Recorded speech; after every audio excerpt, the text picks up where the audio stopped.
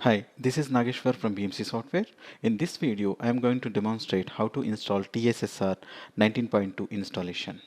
Before starting this installation, please make sure you have installed TSSA DW application installed and the post configuration should be completed. This is the Linux 7.2 with Oracle database, which I am going to install TSSR 19.2. So please make sure these prerequisites should be met before TSSR 19.2 installation. This installer bundle will not contain the Java JDK version 11 or either. Please make sure you download this particular Java version and install in the host where you want to install the TSSR. Let us start the installation. I'm using the Mova Extra for this Linux box to install the TSSR. I have copied these installer files in a location where I want to install the TSSR. Then this is the command to start with the installation, java-jar TrueSight. The moment I started installing, it will ask you to select the language. Let's select.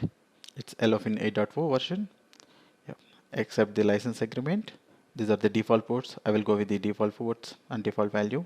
And my database, I would like to choose Oracle. And please provide the database details. So it will create a specific user for TSSR itself. This is the default port 1521. Yes, connect using the SID. I will provide the SID, Oracle SID. Okay. Here I am using Oracle database for smart reporting installation. And please make sure you have created a database user with any name or a TSSR. Here I have selected TSSR and I have entered the same information here. Oracle hostname, port number, SID along with the username password. Yes. Connection was successful. Good. Let's go ahead. I will go with this default installation path. Next. Okay.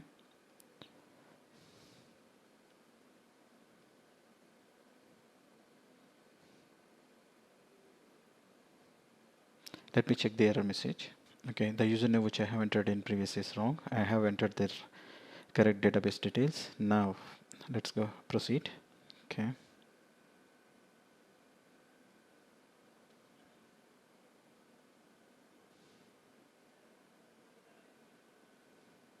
So TrueSight Smart Reporting installation is in progress now. Let's wait. It is updating the configuration files. It may take a while. Installation is successful now. Let me click on done.